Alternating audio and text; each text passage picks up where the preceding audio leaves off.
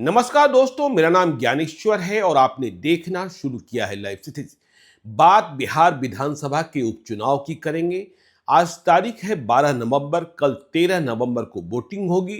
कल 11 नवंबर को चुनाव प्रचार खत्म हुआ था और इस वीडियो में हम विशेषकर बेलागंज विधानसभा की बात करेंगे।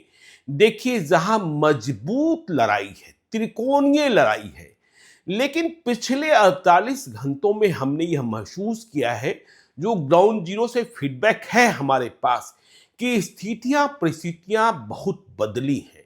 नंबर 1, नंबर 2, नंबर 3 की पोजीशनिंग बदली है। देखिए, बेलागंज की जब बात होती है तो पिछले 34 वर्षों के इतिहास को हम देखते हैं और यह महसूस करते हैं, यह स्पष्ट है कि यहां आरजेडी का कब्जा, या यूं कहें कि सुरेंद्र यादव की ताकत स्थापित रही है। वे जहानाबाद से सांसद बने, इस कारण यहां उपचुनाव हो रहा है। उनके बेटे डॉक्टर विश्वनाथ यादव आरजेडी के उम्मीदवार हैं। मनोरमा देवी, जो बिंदी यादव की पत्नी है, रॉकी यादव की मां है, वह जेडीयू की उम्मीदवार हैं, मतलब एनडीए के उम्मीदवार। और मोहम्मद अमजद जनसुराज प्रशांत किशोर के उम्मीदवार हैं।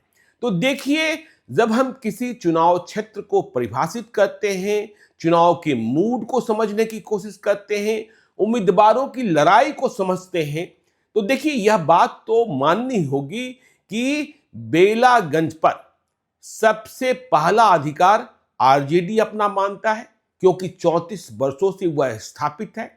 तो जब हम किसी भी उम्मीदवार की स्थिति को समझते हैं, पढ़ते हैं, तो हम 3 हिस्सों में, या यूं कहें कि 3 वर्गों में वर्गीकृत करते हैं लड़ाई को। तो बेलागंज में लड़ाई, या यूं कहें कि चुनाव को पढ़ने, चुनाव के मिजाज को समझने की यह नीति और रीति है कि आसान लड़ाई, कठिन लड़ाई और बहुत कठिन लड़ाई।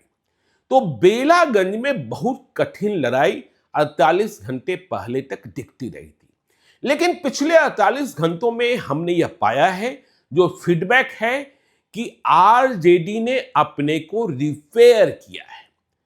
तेजस्वी यादव की मेहनत, वहां ओसामा साहब का पहुंचना और अंतिम दिन लालू यादव का आना, यह काम आया है। तो जो लड़ाई बेलागंज में आसान तो बिल्कुल नहीं थी, कठिन भी नहीं थी, बहुत ही कठिन थी। तो बहुत कठिन लड़ाई अब कठिन लड़ाई में बदली है। इसका आशय यह कि अब भी नतीजे स्पष्ट नहीं है, लेकिन स्थिति में सुधार है। अब देखिए, हम तीनों उम्मीदवारों की बात करते हैं। अब देखिए, सबसे पहले हम मोहम्मद अमजद की बात कर लेते हैं, प्रशांत किशोर की पार्टी जनसुराज के उम्मीदवार। देखिए, मोहम्मद अमजद को यदि इस रेस में बने रहना है, कल वोटिंग होगी।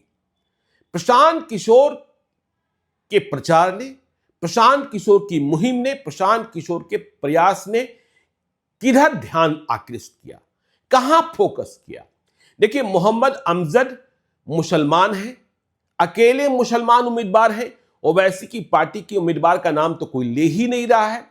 तो मोहम्मद अमजद के लिए सबसे बड़ी चुनौती यह है कि वे मुसलमानों का कितना मत अपने पक्ष में ले पाते हैं।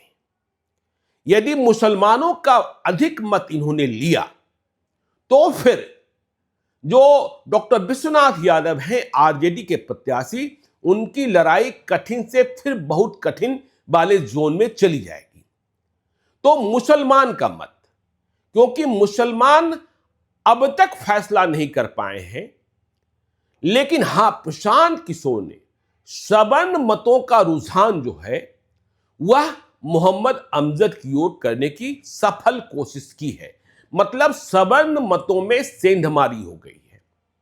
हम पहले भी कह रहे थे कि मुसलमान भूमिहार को देख रहे हैं, भूमिहार मुसलमान को देख रहे हैं।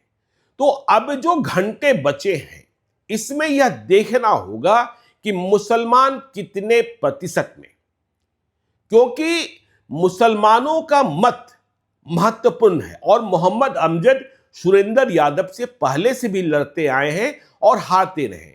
प्रशांत किशोर की एक बात यहां और बहुत ज्यादा चर्चे में है पिछले 48 घंटों में। प्रशांत किशोर ने क्या कहा था कि नीतीश कुमार के उम्मीदवार को हरा दीजिए, नीतीश कुमार को हराना है, सवर्णों के बीच में कहा था। देखिए, नीतीश कुमार ज्यादा खतरनाक है, यह प्रशांत किशोर ने कहा था। और सुरेंद्र यादव, जिन पर वह गरजते रहे, बरसते रहे, सुरेंद्र यादव के बारे में कहा इनसे तो कभी भी निपट लेंगे।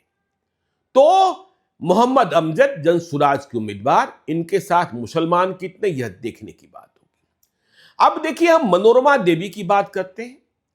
एनडीए की उम्मीदवार है, बहुत अच्छी स्थिति दिखती रही है, लेकिन बड़ा सवाल यह पैदा होगा कि मनोरमा यादव भी यादव और विश्वनाथ यादव भी यादव, यादव मतों में जो बड़ी सेंधमारी पहले दिख रही थी, उसमें अब कमी आई है, उसमें अब कमी आई है। तो यादव मत कितने प्रतिशत बढ़ते हैं, जैसा हमने मोहम्मद अमजद के बारे में कहा, मुसलमान, रॉकी यादव ने तन मन धन से पूरी एनर्जी लगाई है और अच्छे से चुनाव लड़ भी रहे हैं। तो यादव मत, हमने कहा ना कि लालू यादव, तेजस्वी यादव की मेहनत काम आई है। तो यादव मतों में यदि ठीक ठाक विभाजन हुआ तो फिर मनोरमा यादव की स्थिति मजबूत रहेगी, जो पहले से दिख रही थी। लेकिन यदि विभाजन कम हुआ, क्योंकि सवर्ण मतों में छेदा हुआ है, हां, कहां मजबूती है, नीतीश कुमार का जो चुप्पा वोटर है, नीतीश कुमार का जो मत है, अति पिछड़ी जातियों का जो मत है, उसने यदि एक मुष्ट भाव से, जिसमें सेंधमारी नहीं दिख रही है, यदि यह मत मनोरमा देवी को मिल गया और पूरी ताकत के साथ, देखिए बूथ मैनेजमेंट भी, क्योंकि सुरेंद्र यादव 34 वर्षों से बूथ मैनेजमेंट जनसुराज के लिए और जनता दल यूनाइटेड दोनों के लिए, क्योंकि सुरेंद्र यादव की छवि दबंगों वाली भी रही है, जनसुराज जिसने अच्छा प्रचार किया, अच्छा कैंपेन किया, यह देखने की बात होगी कि कल जब वोटिंग शुरू होगी तो बूथों पर उनके लोग कितने रहते हैं, मतदाताओं को कितना घरों से निकाल पाते हैं। और ठीक इसी प्रकार से जो सुरेंद्र यादव की ताकत से लड़ रहे हैं, रॉकी यादव, मनोरमा यादव, वह बूथों के प्रबंधन में कितने फिट बैठते हैं। तो मनोरमा देवी की स्थिति, मनोरमा देवी नहीं कहेंगे, लेकिन नीतीश कुमार के साथ, नीतीश कुमार के साथ मुसलमानों की सद्भावना भी रहती है। तो बहुत कुछ मुसलमानों पर निर्भर कर रहा है। क्या मुसलमानों का कुछ मत मनोरमा देवी को भी प्राप्त होगा, यह देखने की बात होगी, यह समझने की बात होगी।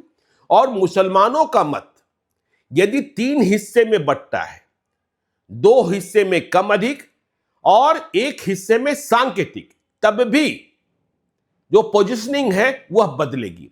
अब देखिए, हम बात करते हैं डॉक्टर विश्वनाथ यादव, सुरेंद्र यादव के बेटे।